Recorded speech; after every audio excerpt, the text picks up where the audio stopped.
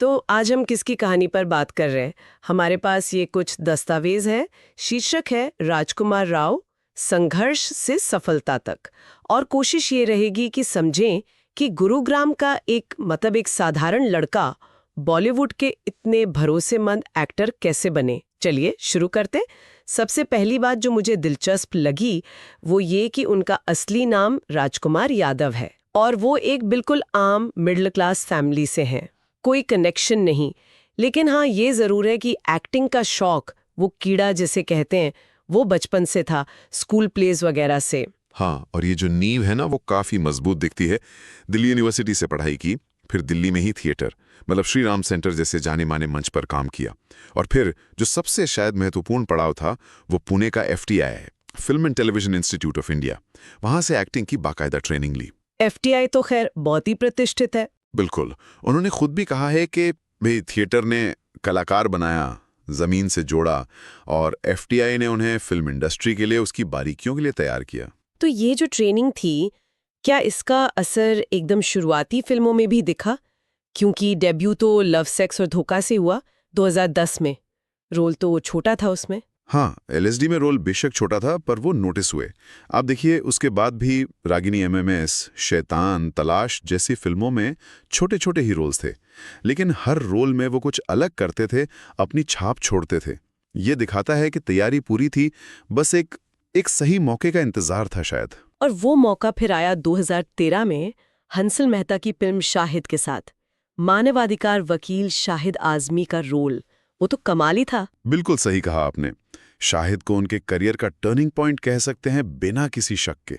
उस किरदार को उन्होंने जिया था पर्दे पर, और इसी परफॉर्मेंस के लिए उन्हें मिला सर्वश्रेष्ठ अभिनेता का राष्ट्रीय फिल्म पुरस्कार, नेशनल अवार्ड। नेशनल अवार्ड, वो भी इतनी जल्दी करियर में। हाँ, ये बहुत बड़ी बात थी, और इसने इंडस्ट्री में उनको एक गंभीर, एक प्रतिभाशाली एक्टर के तौर पे स्थापित कर दिया। मतलब लोग उन्हें सीरियसली लेने लगे। और उसके बाद तो उन्होंने पीछे मुड़ के देखा ही नहीं। और किरदारों में कितनी वैरायटी है।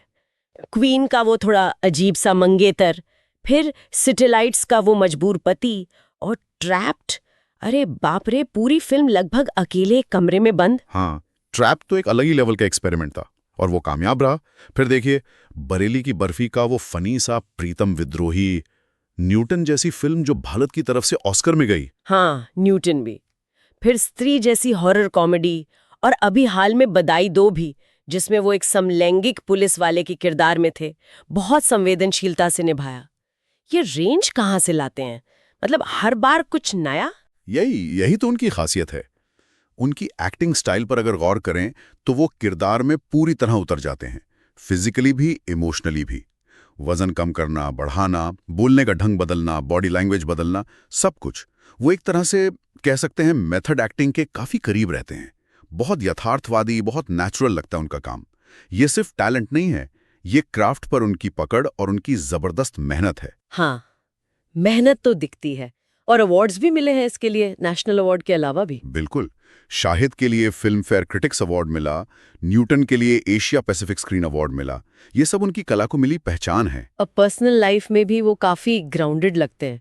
अपनी long time girlfriend actress Patralekha से शादी की उन्होंने 2021 में, और इंडस्ट्री में लोग कहते हैं कि काफी विनम्र है। हाँ, ये बातें भी सुनी हैं। तो इस सब का सार क्या निकलता है? राजकुमार राव की ये जो कहानी है, ये दिखाती है कि भाई सच्ची प्रतिभा और कड़ी मेहनत, अगर आप अपने काम को लेके सीरियस है तो कोई फर्क नहीं पड़ता कि आपका बैकग्राउंड क्या है, आप अपनी जगह बना सकते हैं।